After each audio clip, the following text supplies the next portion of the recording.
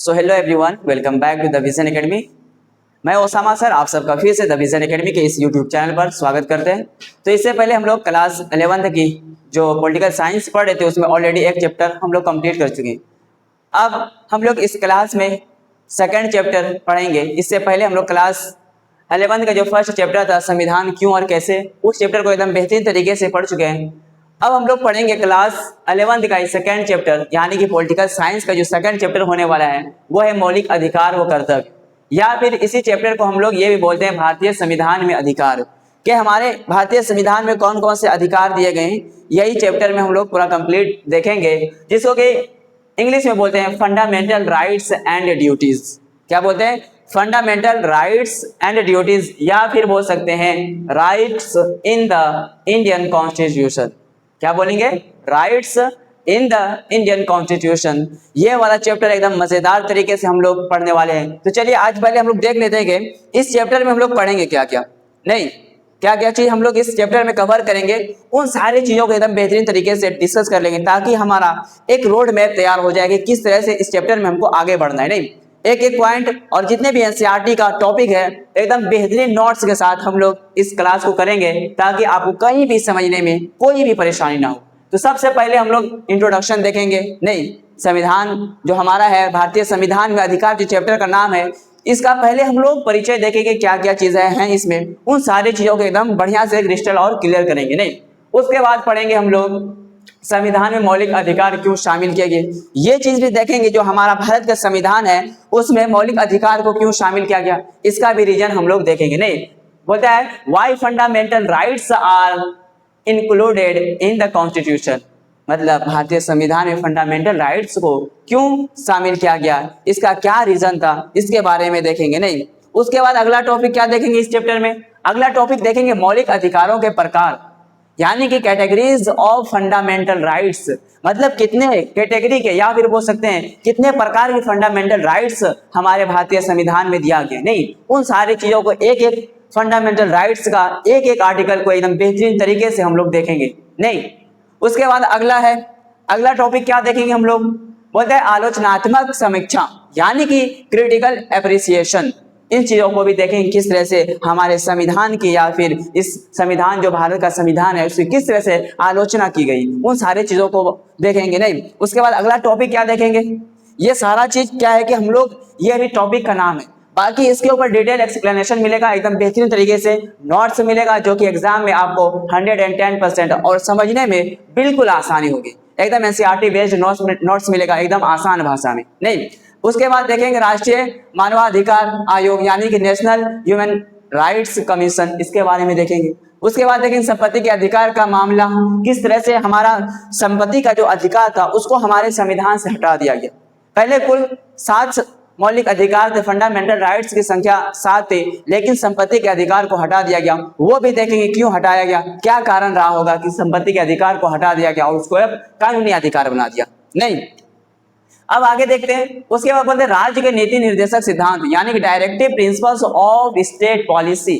इस चीज के बारे में भी हम लोग एकदम बेहतरीन तरीके से देखेंगे। तो एक रोड मैप, मतलब हमको इस चैप्टर में पढ़ना क्या क्या है वो चीज पहले क्लियर होना चाहिए कि क्या क्या किस तरह से हम लोग एकदम सही तरीके से जाएंगे, ताकि हमको ये चैप्टर एकदम बेहतरीन तरीके से समझ में आ जाए। नहीं, उसके बाद हम लोग पढ़ेंगे मौलिक अधिकार और निर्देशक सिद्धांत, यानी fundamental rights and directive principle. इन दोनों के बारे में देखेंगे कि राज्य के नीति निर्देशक सिद्धांत क्या होता है और मौलिक अधिकार क्या होता है, जिसकी fundamental rights and directive principles, इन दोनों के बारे में देखेंगे। उसके बाद देखेंगे मौलिक कर्तव्य, जिसको कि फंडामेंटल ड्यूटीज बोलते हैं, कि जिस तरह से हमारे संविधान ने हमें अधिकार दिया है उसी तरह से हमारा कुछ कर्तव्य बनता है कि हम अपने देश के प्रति उन चीजों को, मतलब उन ड्यूटीज को पूरा करें। नहीं, वो सारा चीज इसी चैप्टर में हम लोग देखेंगे। उसके बाद पढ़ेंगे मौलिक अधिकार व न्याय व्याख्या, मतलब न्यायिक व्याख्या के बारे में देखेंगे, यानी fundamental rights and judicial interpretation, इन चीजों को देखेंगे। उसके बाद अगला टॉपिक क्या देखने वाले हैं? मौलिक अधिकार व भारत में नागरिक स्वतंत्रताओं का आंदोलन, यानी फंडामेंटल राइट्स एंड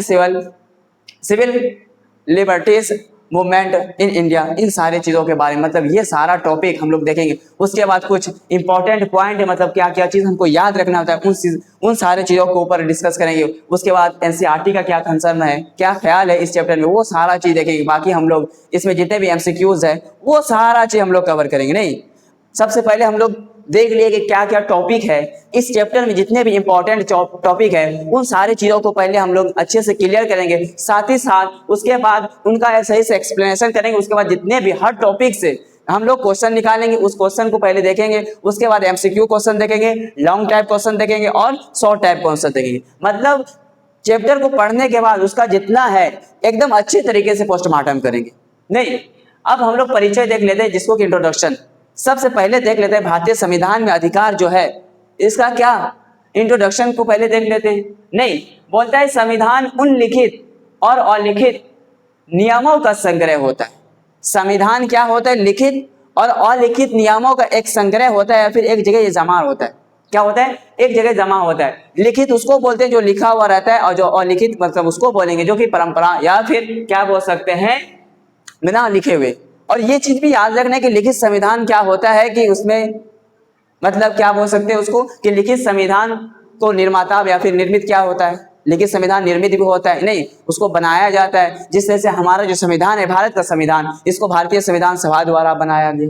नहीं, और लिखित क्या होता है, वो परंपरागत होता है, यानी पुराने जमाने से जो चली आ रही है वही संविधान होता है। तो संविधान क्या बोलता है, उन लिखित और अलिखित नियमों का संग्रह होता है, यानी कि समूह होता है। नहीं, अब बोलता है जिनके आधार पर किसी देश की सरकार, मतलब संविधान जो बना हुआ रहता है चाहे वो लिखित हो या फिर अलिखित हो, उसी के आधार पर क्या करता है कोई भी देश की सरकार यानी शासन बनती है। मतलब किस तरह से उस देश में शासन किया जाएगा वो सारा चीज हमारे संविधान में लिखा हुआ रहता है, और एक जगह क्या रहता है, एक समूह बना हुआ रहता है। नहीं, और काम करती है, मतलब ये सारा काम जितने भी शासन है या फिर जितने भी सरकार है वो किस पे काम करेगी, संविधान के अनुसार काम करता है। नहीं, अब आगे देखते हैं। अब बोलता है शुरुआत में, मतलब इनिशियल स्टेज में क्या हुआ था कि बोलता है कि शुरुआत में हर देश के संविधान में मौलिक अधिकार शामिल नहीं थे। मतलब जब संविधान बनाया गया था उस टाइम में बहुत से ऐसे देश थे जहां पे फंडामेंटल राइट्स को नहीं था, मतलब उस संविधान में फंडामेंटल राइट्स का कोई जिक्र ही नहीं था, या फिर वो चीज उस पर ऐड ही नहीं किया हुआ था। तो क्या बोलते हैं शुरुआत में, मतलब इनिशियल स्टेज की बात करें, मतलब जब बहुत सारे देश का संविधान बन करके तैयार हो गया था उसमें क्या था, मौलिक अधिकार यानी फंडामेंटल राइट्स या फिर बोल सकते हैं बेसिक राइट्स शामिल नहीं थे, मतलब उसको शामिल नहीं किया गया था।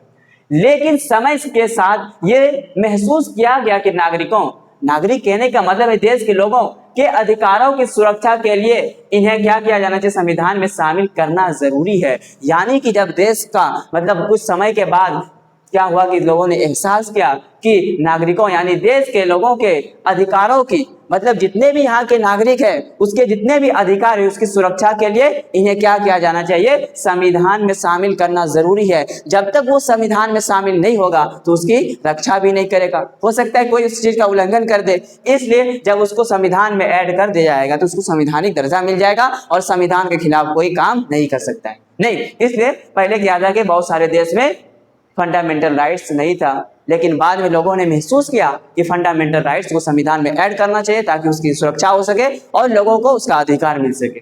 नहीं, अब आगे बोलता है इसी कारण भारत के संविधान, बोलता है यही रीजन रहा कि भारत के संविधान 1949 में मौलिक अधिकार दिए गए, और भारत के संविधान में 1949 में मौलिक अधिकार दिए गए।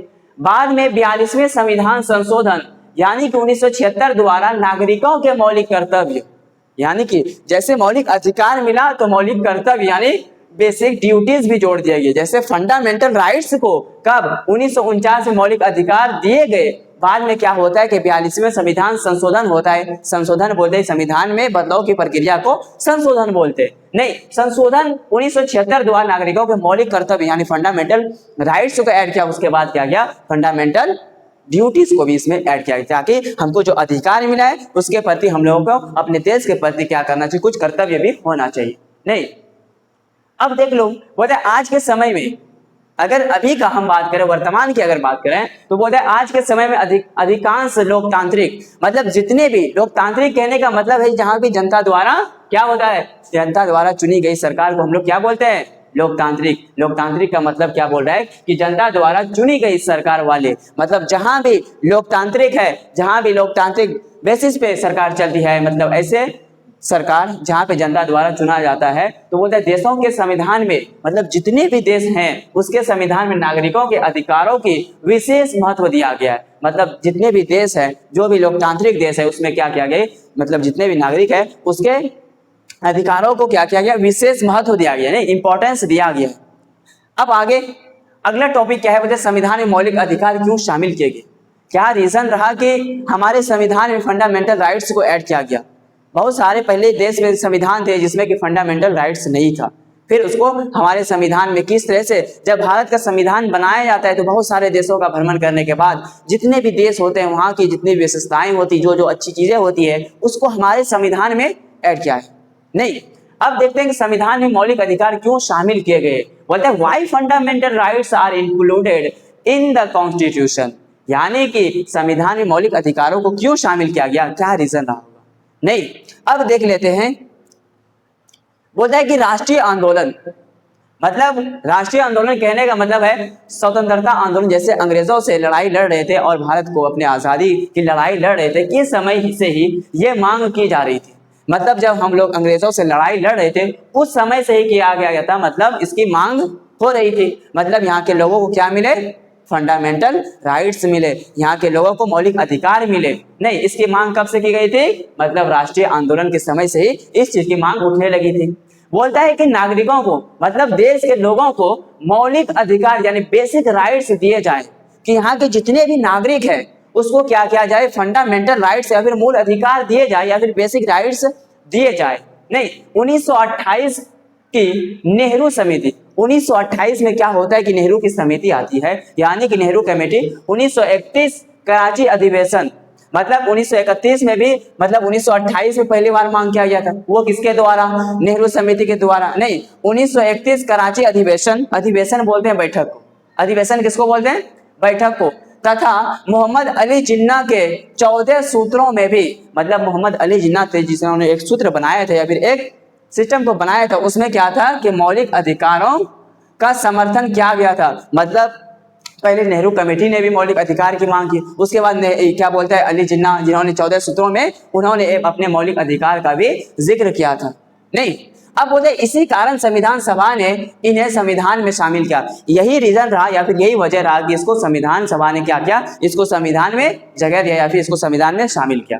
नहीं, अब आगे देख लेते हैं। बोलते हैं मौलिक अधिकार शामिल करने का मुख्य कारण, मतलब मेन कारण क्या रहा। अब बोलते हैं सभी जीवन के लिए आवश्यक है, मतलब एक ऐसा जिंदगी मतलब जो आजाद हो या फिर एक मतलब गरिमापूर्ण जिंदगी जीने के लिए क्या होता है कि सभी जीवन मतलब लोगों को कुछ अधिकार दिया जाए, ताकि उसको अधिकार मिलेगा वो अपना विकास करेगा। क्या करेगा, अपना विकास करेगा। जब खुद का विकास होगा तो धीरे धीरे इसी तरह से देश का विकास होगा। नहीं, तो इसलिए लोगों को मौलिक अधिकार या फिर फंडामेंटल राइट्स बोल सकते हैं, दिया गया।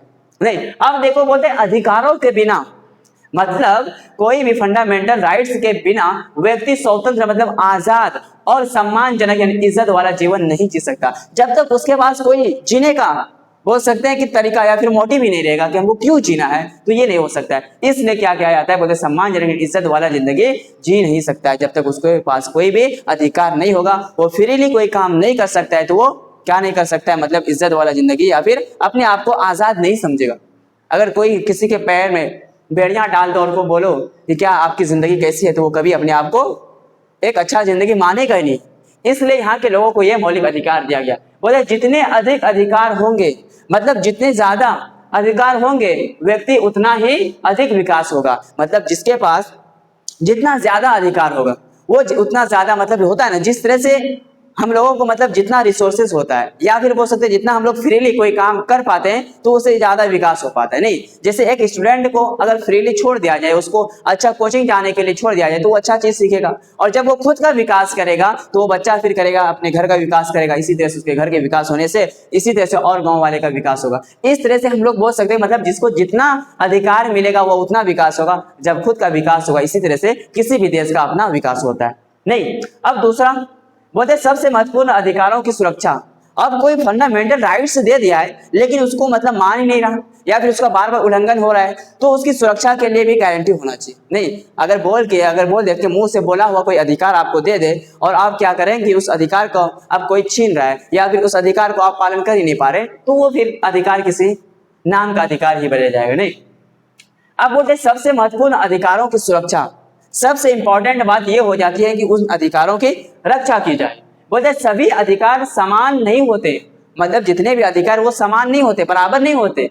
जीवन का अधिकार, अभिव्यक्ति की स्वतंत्रता मतलब अपने अनुसार जिंदगी जीने का अधिकार, या फिर बोलते हैं अभिव्यक्ति मतलब आपके दिमाग में कोई भी थॉट्स आ रहा है उसकी स्वतंत्रता मतलब अपने विचार रखने की आजादी। धर्म की स्वतंत्रता, अपने आजाद हो, यानी कि आपके जो सा धर्म अच्छा लगता है, जिस धर्म की प्रैक्टिस करना चाहते हैं आप, चाहे मंदिर जाना चाहते हैं, गुरुद्वारा जाना चाहते हैं, मस्जिद जाना चाहते हैं, जहां जाना चाहते हैं आप आजाद रहें। आपको जौन सा धर्म मानना है आप मान सकते हैं। मतलब इन सब चीजों की जब आजादी होगी, और मनमानी बोलता है मनमानी गिरफ्तारी से सुरक्षा, मतलब ये नहीं कि किसी को जबरदस्ती या मनमानी गिरफ्तार कर जाए, ये इन सब चीजों से क्या होगा, सुरक्षा जैसे अधिकार सबसे महत्वपूर्ण है, इसलिए इन्हें मौलिक अधिकार बनाया गया। मतलब क्या करेगा, मौलिक अधिकार सिर्फ ऐसा नहीं कि नाम का होना चाहिए, उसकी रक्षा भी होना चाहिए। मतलब किसी के दिमाग में या फिर किसी के मन में कोई अभिव्यक्ति का या फिर कोई भी विचार आता है वो अच्छे से उसको व्यक्त कर सकता है। नहीं, वो उसको किसी और धर्म की प्रैक्टिस करना है वो उस धर्म की प्रैक्टिस कर सकता है। नहीं, मतलब जब तक उसको इन सब चीजों से फ्रीली आजादी नहीं मिलेगा तो वो अपने आप को सुरक्षित महसूस नहीं करेगा। और जब उनको अधिकार दिया गया है तो उसकी रक्षा की भी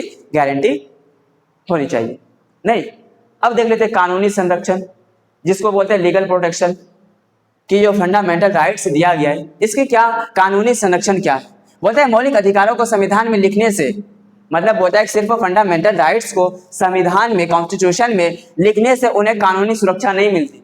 मतलब सिर्फ लिख देने से उसको कानूनी सुरक्षा नहीं मिलती, और सरकार उन्हें आसानी से नहीं छीन सकता। और क्या कर सकता है कि सरकार उसको, अगर संविधान में वो चीज लिखा गया है तो क्या कर सकता है कि सरकार उसको आसानी से नहीं छीन सकता। जैसे हम लोग पढ़ेंगे कि आपातकाल का टाइम क्या इस तरह से होता है कि हमारा फंडामेंटल राइट्स को भी ये कर दिया जाता है। नहीं, अब देख लेते हैं आगे। अब चौथा नंबर बोलता है स्वतंत्र न्यायपालिका और प्रेस की आवश्यकता।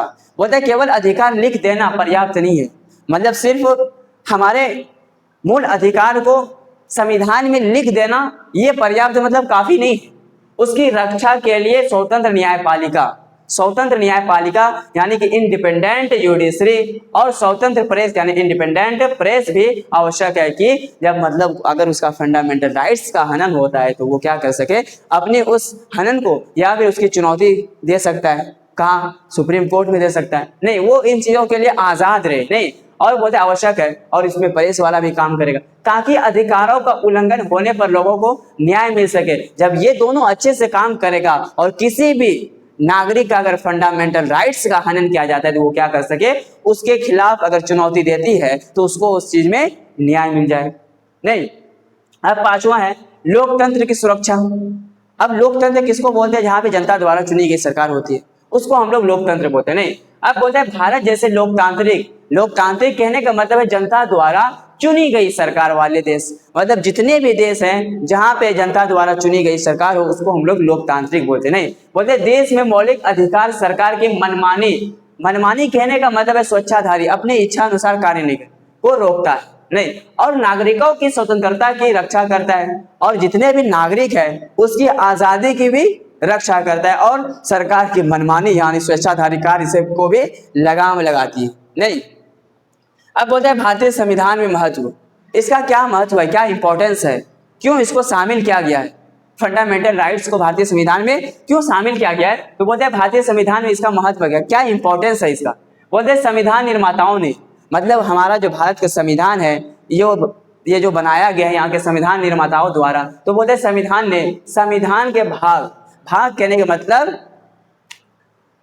भाग में, यानी कि भाग 3 में इसको ऐड किया गया है। भाग जैसे कि हम लोगों ने पहले पढ़ा था, जिसमें कि पढ़े थे कि मूल संविधान में कितने भाग थे, कितने अनुच्छेद थे और कितने अनुसूचियां थी। नहीं, मतलब जैसे कि संविधान में कुल अभी वर्तमान की अगर बात करें तो 25 भाग है, जिसमें कि भाग 3 में फंडामेंटल राइट्स में यानी कि मौलिक अधिकारों को शामिल किया गया। नहीं, किसमें, भाग 3 में। अब भाग 3 में और अगर अनुच्छेद की बात करें तो वो 12 से लेकर के 35 तक, नहीं 14 से लेकर के 35 तक है, या फिर बोल सकते हैं 12 से। अब देखो यहाँ पे क्या बोलता है, उदारवादी कहने का मतलब है स्वतंत्रता को महत्व देने वाला, देशों से प्रेरणा लेकर के। मतलब ऐसे देशों से, मतलब प्रेरणा कहने का मतलब इंस्पायर हो करके क्या करता है कि मतलब उदारवादी उसको बोलते हैं जहाँ की स्वतंत्रता को महत्व यानी कि आज़ादी को इंपॉर्टेंस दिया जाता है। बोलते हैं देशों से प्रेरणा यानी कि इंस्पायर लेकर के, इंस्पायर होकर के भारतीय संविधान या फिर बोल सकते हैं भारतीय परिस्थितियों के अनुसार इन अधिकारों की व्यवस्था की गई थी। मतलब ऐसे देशों से उन चीज़ों को देखा और क्या किया कि यहाँ की परिस्थितियों को भी अच्छे से ध्यान में रखते हुए फंडामेंटल राइट्स को भारतीय संविधान में ऐड किया गया। नहीं, अब बोलते हैं मौलिक अधिकारों को भारतीय संविधान की अंतरात्मा यानी कॉन्साइंस माना जाता है। इनकी रक्षा न्यायपालिका, अब ये जो भारतीय संविधान है इसको क्या करता है कि अंतरात्मा मानी जाती है। नहीं, बोलता है इसकी रक्षा न्यायपालिका यानी जुडिशरी करती है और इसकी रक्षा कौन करेगा? हमारा न्यायपालिका करेगा। और यदि सरकार अनुचित मतलब गलत प्रतिबंध लगाए, आपके फंडामेंटल राइट्स पर अगर कोई गलत प्रतिबंध लगाए तो न्यायालय या फिर न्यायिक पुनराविलोकन यानी जुडिशियल रिव्यू कानून की न्यायालय द्वारा जांच की के माध्यम से नागरिकों को, मतलब अगर कोई भी आपके फंडामेंटल राइट के साथ कोई भी खिलवाड़ करता है तो आप क्या कर सकते हैं? न्यायालय यानी कि जो इंडिपेंडेंट जुडिशरी है उससे आप क्या कर सकते हैं? वहां पे चुनौती दे सकते हैं। तो क्या बोलते हैं? न्यायपालिका जुडिशरी करती है और यदि सरकार अनुचित मतलब गलत प्रतिबंध लगाता है आपके फंडामेंटल राइट्स पे तो न्यायालय यानी न्यायिक पुनराविलोकन कहने का मतलब है कि कानून क्या करता है? कानूनों की न्यायालय द्वारा जांच, मतलब कोई कानून है उसको पहले अच्छे से जांच करेगा के माध्यम से नागरिकों के अधिकारों की रक्षा करती है। नहीं कि क्या सच में कोई आपके अधिकारों का उल्लंघन कर रहा है। अब बोलते हैं मौलिक अधिकारों के प्रकार। अब बोलते हैं मौलिक अधिकारों के प्रकार यानी कैटेगरीज ऑफ फंडामेंटल राइट्स। बोलता है शुरुआत में भारतीय संविधान में भाग 3 कहाँ था? भाग 3 यानी पार्ट 3 में 7 मौलिक अधिकार दिए गए थे। लेकिन 44वें संविधान संशोधन यानी 1978 में जब 44वां संविधान संशोधन होता है तो द्वारा मतलब बोलता है, कहने का मतलब है कि द्वारा संपत्ति का जो अधिकार था यानी राइट टू प्रॉपर्टी को मौलिक अधिकारों की सूची से हटाकर कानूनी अधिकार यानी लीगल बना दिया गया। तो चलिए आज की इस क्लास में हम लोग यहीं पर रहने देते हैं। उसके बाद जैसे अगले क्लास में हम लोग फंडामेंटल राइट्स जो है उसका एक एक आर्टिकल, एक एक अनुच्छेद को एकदम बेहतरीन तरीके से पढ़ेंगे। एकदम इजी तरीके में इस नोट्स को तैयार किया गया, एकदम एनसीईआरटी बेस्ड नोट्स है। अगर आपको नोट्स चाहिए तो हमारा जो ऑनलाइन क्लासेस के लिए व्हाट्सएप ग्रुप बनाया हुआ है वहां से आप इस नोट्स को प्राप्त कर सकते हैं। बाकी अगर आप ऑफलाइन क्लास ज्वाइन करना चाहते हैं तो द विजन एकेडमी, जहां पे आर्ट्स सिस्टम की ऑल सब्जेक्ट की बेहतरीन तरीके से तैयारी कराई जाती है। तो चलिए अगर आपको ऑनलाइन क्लासेस करना है तो द विजन एकेडमी के इस यूट्यूब चैनल को ज्वाइन कर लीजिए। बाकी इसी तरह से आपके लिए हम वीडियो लाते रहेंगे। तब तक के लिए बाय।